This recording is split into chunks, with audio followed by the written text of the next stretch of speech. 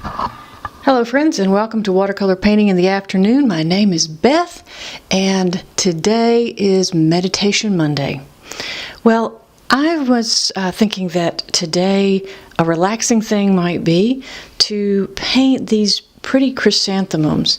Now the problem with this being relaxing for me is that I've always had problems painting chrysanthemums. And I think it's because I get way too detailed. Now I hope that's in sharp enough focus.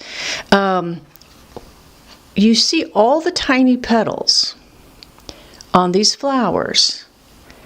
I have a tendency to want to paint each and every one and to get out the tiniest brush that I have and just paint all of those little itty bitty details, all of the little shadows in there, and I want it to be just perfect.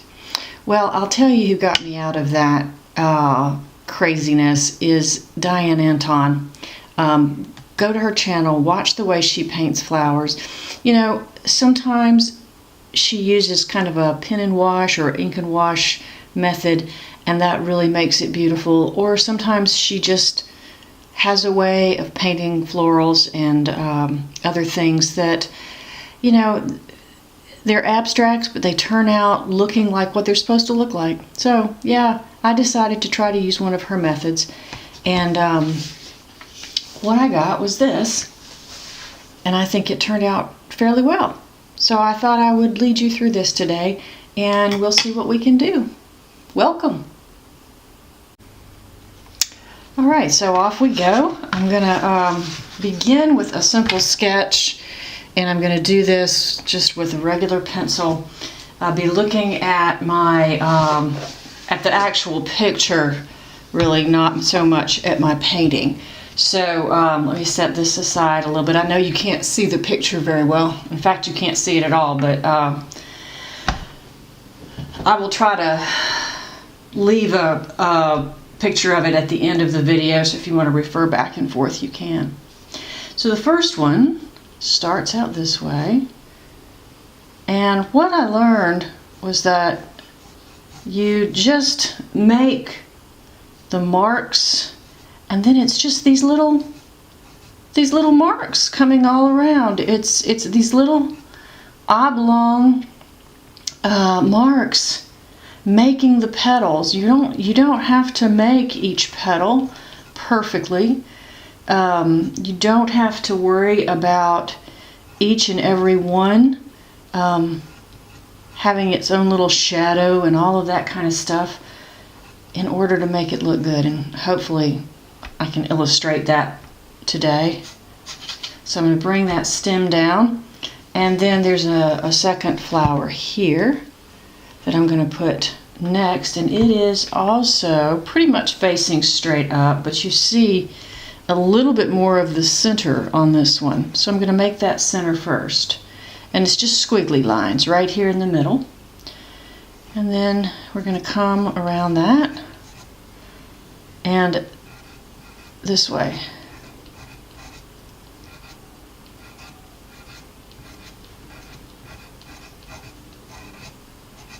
And there's always one, the longer ones you see from the side.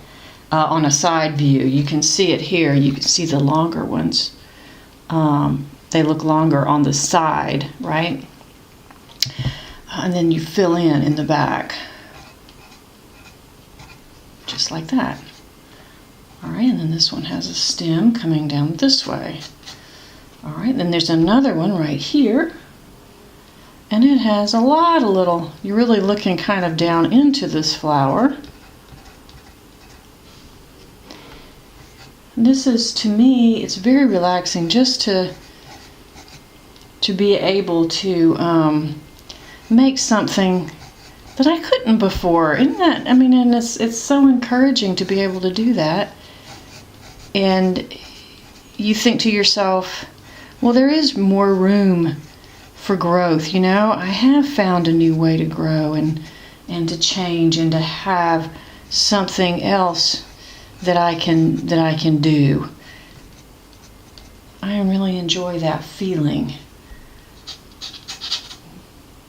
And sometimes watching other people's tutorials is really helpful, not just because I think, oh, that's a good idea, but because I gain confidence from doing other people's tutorials. Other people are also, here's the center of this one, other people are also struggling, and sometimes they'll talk about those struggles, and it gives me the confidence that I need to keep going, even when I think, gosh, am I actually regressing? Because I haven't done anything that I've really liked in a while, and you actually you can end up feeling like you've regressed a little bit, and that's just not a good feeling at all.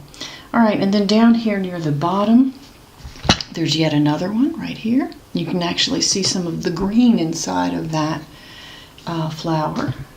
So I'm just going to be putting just the center right here. And you see how it these petals just come in and fold into that center. And then we're gonna come around.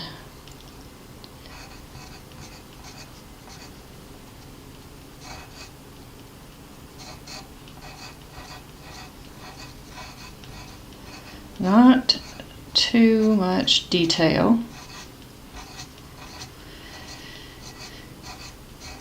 They don't have to, this is not one of the bigger flowers that's shown. But I'm going to put in just enough detail to make it look like what I'm seeing. Alright, just to look like what I'm seeing here. And then this stem comes on down, kind of this way. Alright, and all the stems are going to meet down here in the bottom. This one and this one are kind of close together. And we have leaves as well for this particular floral. I'm not going to put all of them in maybe, but and they don't have to be, again, they don't have to be perfect. I am not going to make this perfect.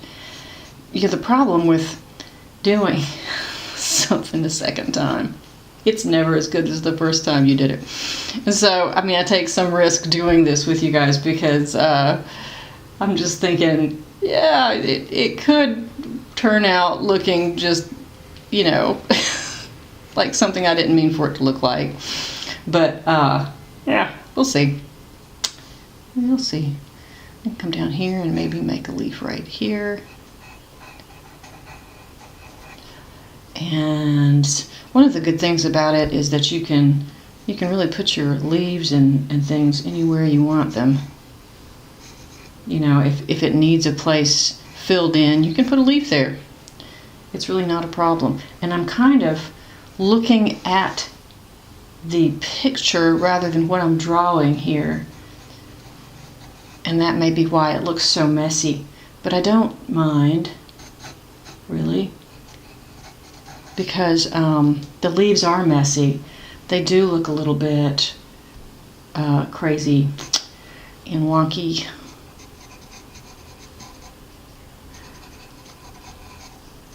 Very, very jagged right here, especially along the edge.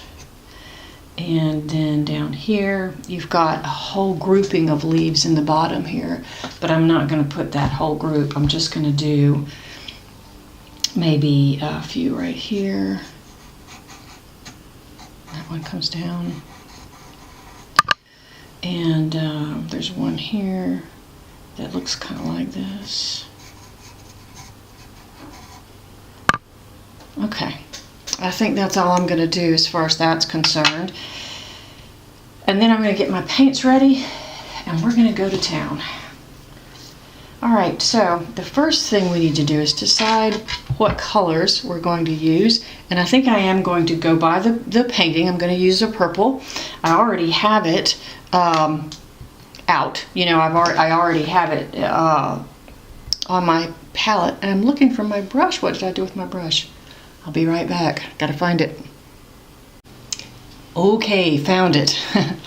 This little brush has served me well, y'all. This is, I think I've told you this many, many times before. This is a little cheapy Walmart paintbrush, one of the first ones I bought, just trying to, you know, get started and not spend too much money.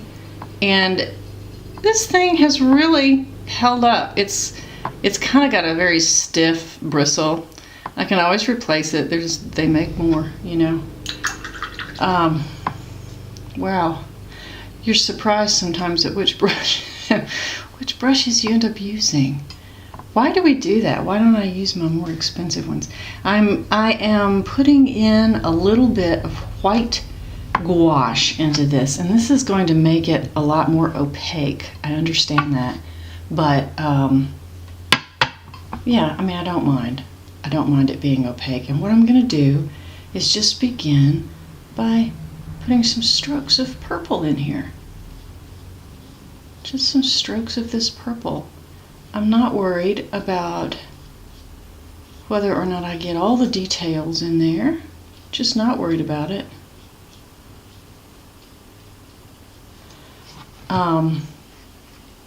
Certainly not going to fill it. I'm going to leave some white space. I hope this works. I hope this works. Come down here and do it again.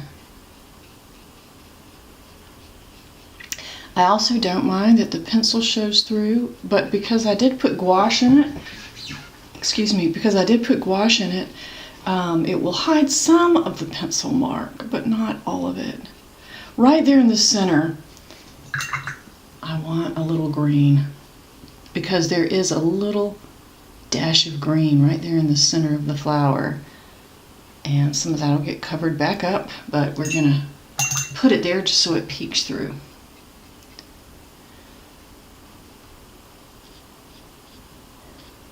One thing I hope to offer people is encouragement. If you enjoy watercolor painting, then do it, because on the day that I truly quit enjoying it, I won't do it anymore.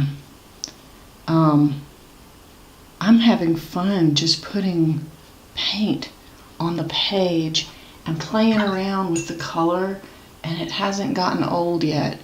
And you know, I'm enjoying sharing videos with people. I'm enjoying getting to know folks, and what they want to see, what they want to learn about watercolor, what I want to learn about watercolor. I'm so excited to share the people that I follow with you, because I'm having so much fun learning new things from all of these different people with all of these different styles. And you know, eventually, I think I'm going to find my own. I didn't think I was going to do that at first. I thought, I will never find my own style. I never will. Maybe I don't have one. But that's just simply not true. And it's not true of you either, if you've ever wondered. You will get your style going, and you will figure it out simply by following other people. And as crazy as that sounds, you know, I think we're drawn to people who paint in a style that we like, and that's the style that we learn, right? We learn that style, and we learn how to make the marks that please us. And those marks that please us, pretty soon they begin to meld together, and after a while, and I do mean a while, it's not going to happen to you overnight, but after a while, you actually do begin to get your own style going, you know? I think it is slowly happening to me, but we'll see, we'll see. Here we go. You also can think sometimes, oh, that's somebody else's style. I don't want to paint in somebody else's style. Guess what? They're painting in somebody else's style too. Everybody learned from somebody. And, even the most astoundingly wonderful artists ever in the whole wide world learned from somebody and copied another person's style first, long before they did their own thing. So, wanted to keep erasing down to a minimum here, but I do need to take that line out of the leaf here and here. Okay. Now let's get on with these leaves. And I'm going to come back to the flowers. I'm not done with them. But I'm just going to put in these very ragged looking leaf shapes.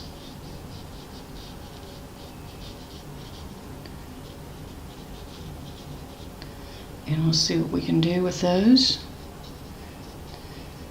I really think that an important part of painting that a lot of beginners struggle with, is putting in enough contrast and remembering to not be too afraid to put in bold, dark colors that represent shadows and that represent the darker part of, say, a leaf or a flower or whatever it is you're painting. And I know that when I first got started with watercolors, one of the things that I did all of the time that made my watercolor paintings look kind of flat was I did not go dark enough with my darks. And I probably still don't. I'll bet that's something that really you just have to develop over time, is the boldness to go in there and mark over something that you just did that you think, oh, that looks pretty good, you know, I don't think I want to ruin that. Well, you're not going to be ruining it, I promise you. I say that, and guys, I still do it. Yep, I do. All right, let's go ahead and make a much darker purple here. And I'm gonna, let's see, where's my red? Right there.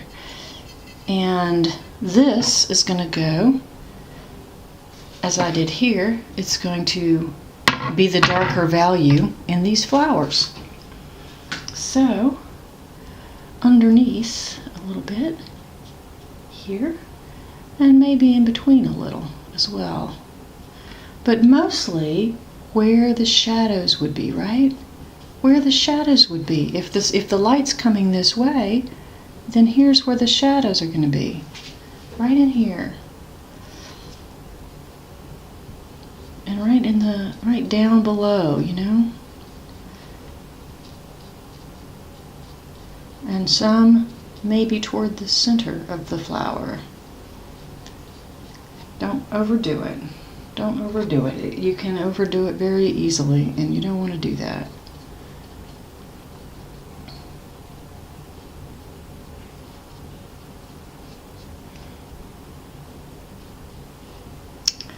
Alright, and then on down here, we're almost done with this because really once you get to this stage, you're about done with your flower.